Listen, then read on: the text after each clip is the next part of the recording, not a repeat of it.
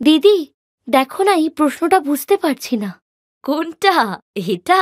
আরে পাগলি, এটা তো সবচেয়ে সহজ। প্রথমে এই দুটোকে যোগ কর আর ওই দুটোকে পরে বিয়োগ করে দে। হ্যাঁ হ্যাঁ দিদি, তুমি তো কত সহজে বলে দিলে। আর আমি বেকার বেকার এটা নিয়ে পড়েছিলাম। কখনো কখনো এরকম বেকারভাবে মাথা না খাটিয়ে দৃষ্টিভঙ্গিটা বদলাতে হয়, বুঝলি? একদম ঠিক বলেছ দিদি। আচ্ছা, তুমি কলেজের ফর্মটা তুললে? না, আমি ওটা তুলব না। আমি অন্য কিছু ভেবেছি। হ্যাঁ, অন্য কিছু ভাবলে আমাকেও বলো। আমি এই গ্রামের কলেজে পড়তে চাই না। আমাদের গ্রামের কলেজে না আছে ভালো টিচার আর না আছে ভালো কোর্স। আমি তো শহরে গিয়ে পড়তে চাই। কি? তুমি শহরে যাবে? তোমার সাথে শহরে কে থাকবে? কেউ না, আমি তো একাই থেকে পড়বো ওখানে। কি?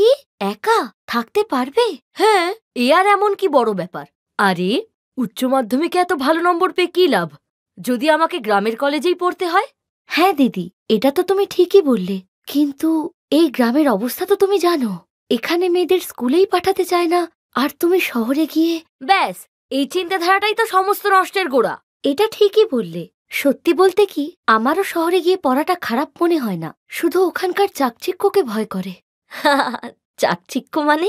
দিদি, আমার এক বন্ধু বলছিল ওর এক মামার মেয়ে গ্রাম থেকে শহরে পড়তে গিয়েছিল, কিন্তু সেখানে গিয়ে ও ১ নম্বরের বেয়াদব আর অহংকারী মেয়ে হয়ে গিয়েছিল।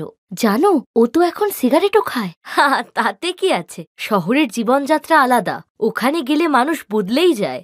না দিদি, তুমি কিন্তু শহরে গিয়ে একদম বদলাবে না। তুই এমন ভাবে বলছিস যেন আমি কালই যাচ্ছি। আরে, এখনো বাবাকে রাজি করাতে হবে, বুঝলি? চিন্তা করো না, আমরা দুজন মিলে বাবাকে ঠিক মানিয়ে নেব। সীমা আর মালা আপন বোন ছিল। সীমা ছোট ছিল আর মালা বড়। দুজনেই পড়াশোনায় খুব ভালো ছিল। মালা খুব ভালো নম্বর পেয়ে উচ্চ মাধ্যমিক পরীক্ষা পাশ করার পর এখন শহরে গিয়ে বিকম পড়তে চায়। ওর বাবা গোপালচন্দ্রের গ্রামে অনেক জমি ছিল। তার মালাকে শহরে পড়তে পাঠানোর সাধ্য থাকলেও তাকে রাজি করাটা অতটাও সহজ ছিল না। না মা, যা করবে এখানেই। আর ওখানে তুমি একা কি করে থাকবে? থাকতে পারবো বাবা। আমি খোঁজ খবর নিয়ে জেনেছি ওই কলেজে হোস্টেল আছে যেখানে স্টুডেন্টসরা থেকে পড়াশোনা করে। বাবা, ওখানে সব ভালো। ওখানে গেলে আমার জীবন বদলে যাবে। কিন্তু মা, তোমার মায়ের যে তোমাকে খুবই প্রয়োজন। আর এমনিতেও তো তুমি পড়াশোনায় খুবই ভালো।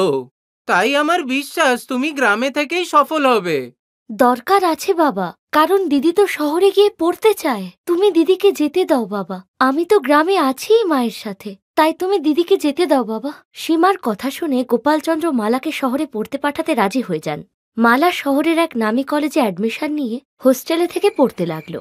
ও গ্রাম থেকে শহরে এসেছিল নিজের ভবিষ্যৎ উজ্জ্বল করার জন্য, কিন্তু ধীরে ধীরে তার জীবনের অন্যান্য প্রয়োজনগুলো তার কাছে জরুরি হয়ে উঠল। সীমার ভয়ই সত্যি হলো। মালা শহরে গিয়ে পাল্টে যেতে লাগলো। মালা, রেডি হয়ে থাকিস, হস্টেলের বার্ডেন ঘুমালেই আমরা বেরোবো কিন্তু। আচ্ছা ঠিক আছে রে, কিন্তু কাল তো এক্সাম আছে। আরে, তোর ড্রামাটা বন্ধ কর তো।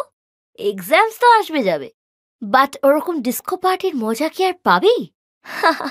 হ্যাঁ, ঠিকই বলছিস। চল যাব তবে। বন্ধুদের সাথে ঘোরাফেরা, পার্টি করা, এখন এসবই মালার পছন্দ ছিল। এই জন্য ওর পড়াশোনায় কোনো মনোযোগ ছিল না, তাই ওর নম্বরও আস্তে আস্তে কমতে লাগলো। দিদি, আমি ইন্টারনেটে তোমার মার্কশিট দেখলাম, নাম্বার তো খুব কম। হ্যাঁ, তাতে কি হয়েছে?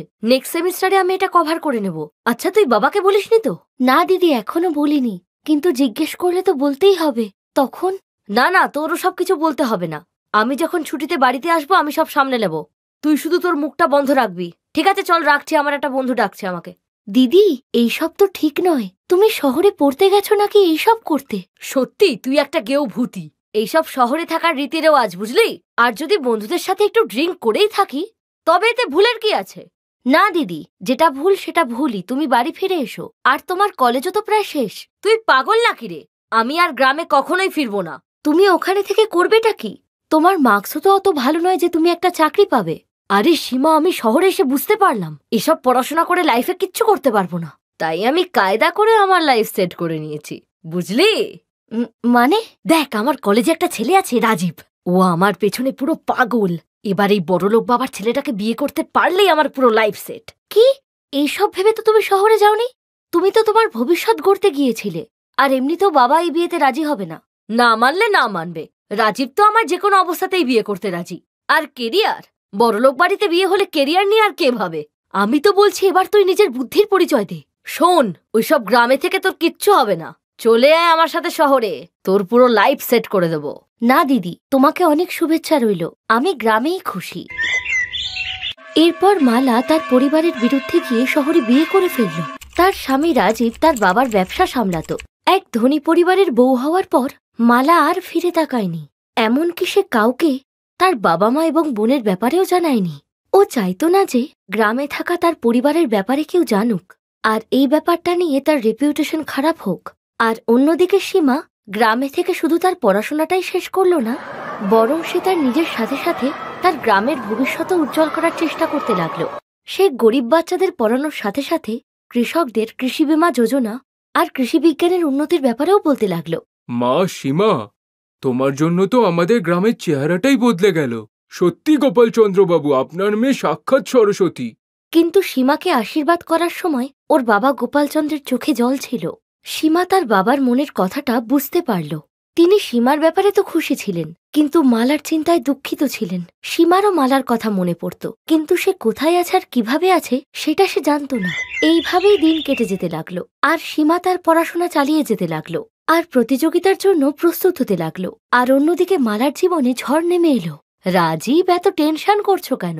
পয়সার ব্যবস্থা তো কোনো না কোনো জায়গা থেকে হয়েই যাবে। কি করে হবে? কিভাবে হবে? আমার কোম্পানি যে ডুবতে বসলো, আর তুমি কিনা আমায় মিথ্যে আশা দিচ্ছ। আমারই ভুল ছিল যে তোমায় বিয়ে করলাম। বাবার কথা শুনলে আজ এমন হতো না। কি বললে তুমি? আমি কি করেছি? তোমার কিছু না করাটাই যে আমার জীবনের সবথেকে বড় সমস্যা। মন্ত্রীর মেয়ের সম্বন্ধ এসেছিল আমার জন্যে, কিন্তু আমার কপালে তো তোমাকে পোষাটাই লেখা ছিল।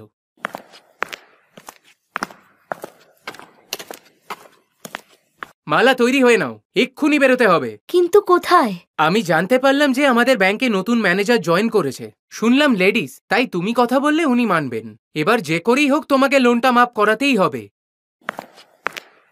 রাজীব আর মালা ব্যাংকে পৌঁছলো। ওরা খুব কষ্ট করে ব্যাংক ম্যানেজারের অ্যাপয়েন্টমেন্ট পেল। ব্যাংক ম্যানেজারের সঙ্গে কথা বলার জন্য রাজীব মালাকে একাই পাঠালো, কিন্তু ম্যানেজারকে দেখে ওর চোখ ছানা বড়া হয়ে গেল। সীমা, তুই? ব্যাংকের নতুন ম্যানেজার আর কেউ নয়, ওর ছোট বোন সীমা ছিল। এত বছর বাদে আজ দুই বোন একে অপরের সামনে থাকলেও তাদের মধ্যে সব বদলে গিয়েছিল। সীমা লেখাপড়া করে ব্যাংক ম্যানেজার হয়েছিল, আর মালা ছিল ওই ব্যাংকের ঋণ গ্রহীতা। সীমা মালাকে দেখা মাত্রই তার চেয়ার থেকে উঠে তাকে জড়িয়ে ধরল। এই দেখে মালার অহংকার তার চোখের জল হয়ে ঝরতে লাগল।